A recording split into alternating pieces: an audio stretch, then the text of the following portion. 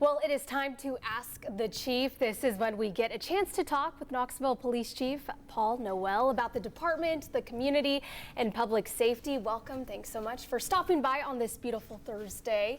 Well, first things first, let's talk about the Real-Time Information Center and how that's going over there. Really excited to have that open finally for the first time.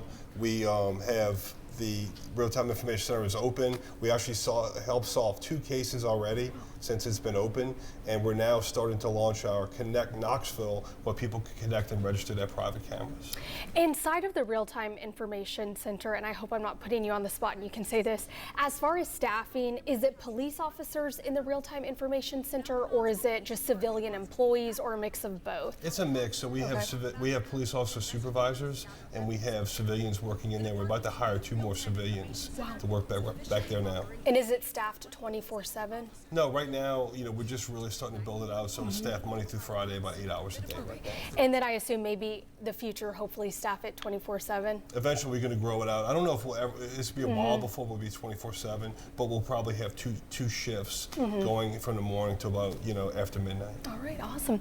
Well, now let's talk about the National Policing Institute's rapid performance assessment that the department got. So in something that was revealed, 93% of interactions were rated positive or very positive. I mean, what stood out to you all about some of those findings in that report? Really excited about that. It's the first time we've used AI to actually take a look at not only the officers' reactions, but also the interactions with the community as well, so both sides. And what stood out overwhelmingly is the men and women in the Knoxville Police Department do a very, very good job with interacting with the public.